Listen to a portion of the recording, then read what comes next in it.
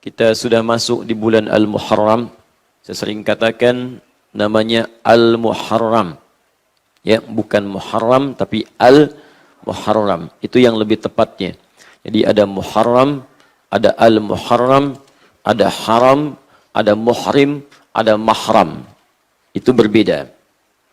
Kalau disebutkan Muharram, itu segala yang diharamkan. Muharram namanya. Mencuri itu Muharram. Berselisih itu Muharram. Mabuk itu Muharram. Zina itu Muharram. Baik zina yang dilakukan oleh orang yang sudah menikah ataupun zina yang dilakukan oleh orang yang belum menikah. Zina ya tetap zina. Hukumnya haram. Sifatnya muharram. Baik, hukum dari muharram disebut haram namanya. Apa hukumnya mabuk? Mabuk itu muharram. Hukumnya haram. Apa hukumnya korupsi? Korupsi itu muharram. Hukumnya haram. Jika kita ingin memulai meninggalkan segala yang diharamkan itu oleh Allah Subhanahu wa taala dan Rasulnya, maka di antara rumusnya dalam bahasa Arab kita bisa gunakan alif lam di depannya. Waktu untuk meninggalkan segala yang diharamkan oleh Allah Subhanahu wa taala. Di alif lam itu fungsinya banyak. Bisa menunjukkan ta'rif, ma'rifah, mengkhususkan sesuatu. Qalamun, pulpen, spidol, masih umum. Al-qalam, yang ini spidolnya, bukan yang lain. Saboratun, papan tulis, umum, luas. As-saborah, yang ini. Masjidun, umum, masih luas. Ya, al-masjidu, yang ini. Ya, so'un, ya buat baso. Nah, itu alif lam. Yang kedua, alif lam itu istighraq, menunjuk pada sesuatu yang luas, komprehensif, tanpa kecuali. Jika dimasuki alif lam ini, sifatnya menjadi luas, mencakup keseluruhan. Ya, contoh misalnya dalam Al-Quran bacaan Al-Fatihah, Alhamdulillahi Rabbil Alamin. Al-nya itu istighraq, mencakup keseluruhan. Karena itu kita artikan segala puji, semua pujian. Tak tersisa sedikit pun, semua milik Allah. Karena itu kalau ada kita mendapati sesuatu pujian, maka serahkan semua kepada Allah, jangan mengambil bagiannya. Ya, misal Anda punya anak, ibu misalnya anaknya alhamdulillah sudah hafal Quran, cerdas, juara 1. Tiba-tiba ada yang memuji ibu, ibu bagus ya anaknya, hebat, Masya Allah, gitu kan. Ibu katakan alhamdulillah. Ya, maksudnya apa? Semua kemuliaan itu semuanya milik Allah Subhanahu wa taala, Allah yang berkehendak. Kalau sudah mengatakan alhamdulillah, maka ibu jangan mengambil bagian lagi dari pujian itu karena ingin mendapatkan bagiannya. Alhamdulillah ukhti, semua karena Allah Subhanahu wa taala.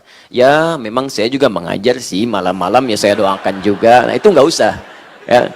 Jadi kalau kita katakan semua milik Allah, maka kita tidak perlu mengambil bagian itu lagi. Kemudian ada yang terkait dengan waktu untuk memulai satu aktivitas. Yang ini kita kemudian masukkan alif lam ke nama satu bulan yang terkait dengan segala yang diharamkan oleh Allah Subhanahu wa taala. Kenapa di tahun Hijriyah itu bulan pertamanya ditetapkan dengan Al-Muharram? Ya, bisa saja di masa Islam diganti dengan nama lain, tapi dipertahankan nama ini bahkan sejak zaman Jahiliyah sampai datang ke masa-masa Islam. Yaitu apa di antara maknanya? Di antara maknanya, jika Anda ingin mulai berhijrah, dekat dengan Allah Subhanahu wa taala, ingin mendekati hukum-hukum Allah dan Rasulnya, maka pertama yang harus dilakukan, tinggalkanlah segala yang diharamkan oleh Allah Subhanahu wa taala. Mulai saat ini waktunya kita untuk berlatih meninggalkan segala yang tidak disukai oleh Allah dan Rasulnya. Jadi kalau memang ingin hijrah, ingin dekat dengan Allah, tinggalkan yang diharamkan. Maka berlatihlah di bulan ini untuk meninggalkan segala yang dilarang oleh Allah. Mulai dari mata sampai ujung kaki. Latihan. Mumpung masih awal-awal. Mumpung masih tanggal 6. Ya. Teman-teman mulai dari sekarang. Saya sepekan ini mulai dari mata dulu. Apa yang diharamkan oleh Allah lewat mata, tinggalkan. Ya, gambar-gambar yang tak baik, tontonan yang tak elok. Sepekan ini latihan aja. Tinggalkan, tinggalkan, tinggalkan. Sampai mata terbiasa melihat yang baik. Kemudian ke telinga. Pekan kedua latihan supaya telinga mendengar yang baik. Ini praktek. Jadi kalau telinga ingin berhijrah pada kebaikan, disukai oleh Allah, tinggalkan yang diharamkan oleh Allah. Ya, jangan dengarkan yang maksiat, jangan dengarkan gibah, jangan dengarkan hal yang tidak penting. Lisan nanti ke lisan, ini agak sulit. Ya, 2 pekan lisan, latihan untuk tidak mengucapkan yang dilarang oleh Allah, ya kata-kata kotor, mencela, menghina, hal-hal yang buruk sampai ke ujung kaki. Kalau kita berhasil kemudian melakukan itu, maka Masya Allah, Allah akan menjadikan hal-hal yang kotor dalam diri kita itu hilang seketika. Kosong. Kosong. Dalam bahasa Arab, kosong itu disebut dengan safar. Ya, sifar, nol. Sifar. Saat Anda bisa meninggalkan yang dilarang oleh Allah, maka nol, kosonglah kemudian nilai-nilai keburukan dalam diri kita. Kalau masa jahiliyah, kenapa disebut safar? Karena orang-orang Arab pada saat itu merantau, ya keluar. Sehingga orang yang tinggal di Mekah, sekitaran Hijaz itu kosong, hampir nggak ada penduduk karena semua rata-rata pada merantau. Dipertahankan di masa Islam, dikaitkan dengan makna hijriyah untuk memberikan kesan. Bukan konteksnya orang keluar semua lagi, tapi dosa-dosa keluar dalam diri kita.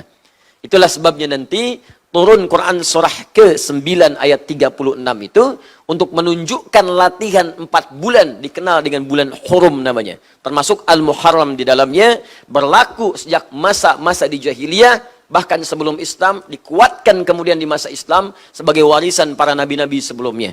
Inna iddatash syuhuri 'indallahi 12 syahran fi kitabillah yauma khalaqas samawati wal arda minha arba'atun hurum.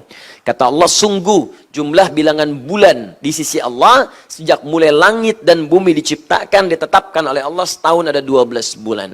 Di antara 12 bulan itu ada 4 bulan untuk berlatih meninggalkan segala yang diharamkan oleh Allah Subhanahu wa taala. 4 bulan ini kata Nabi 3 berurutan. Talata mutawaliyat. 1 Dzulqa'dah bulan 11, 2 Dzulhijjah bulan 12, 3 Al-Muharram sekarang bulan pertama, dan yang keempat Rajabun Mudhar ma baina Jumada wa Sya'ban, bulan Rajab yang terletak antara Jumada bulan ke-6 wa Sya'ban bulan ke-8, yaitu bulan yang ke-7. 4 bulan ini. Di sekarang kita berada di bulan yang pertama. Ayo kita berlatih untuk meninggalkan yang diharamkan oleh Allah Subhanahu wa taala. Karena itu disunnahkan banyak puasa. Ya, di bulan-bulan ini. Boleh silahkan perbanyak puasa. Tidak harus Senin saja, boleh dengan Kamis. Tidak harus terbatas Senin dengan Kamis. Selasa boleh puasa di bulan ini. Ya, Rabu boleh, Kamis berhenti misalnya, nanti nyambung lagi, boleh. Yang penting konteksnya perbanyak. Ya, kenapa memperbanyak puasa? Karena puasa itu satu-satunya dalam Islam ibadah yang komplit yang diantara manfaatnya bisa mencegah seseorang berbuat maksiat. Ya, puasa itu komplit saat dikerjakan, ibadah lain yang sunnah ikut di dalamnya. Termotivasi kita mengerjakan ibadah sunnah lain. Makanya sering saya katakan, kalau di luar puasa, jangankan sholat sunnah, sholat fardu terlambat pun itu hati itu masih biasa. Tapi kalau dalam puasa, ketinggalan sunnah pun hati bisa gelisah. Padahal cuma sunnah.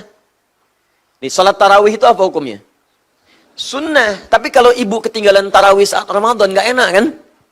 Bahkan saat habis maghrib, sajadah udah dipasang pertama di masjid tuh. Ya, karena takut ketinggalan tarawih, bukan isyaknya. Tarawih. Tuh, lihat. Ya, itu sunnah.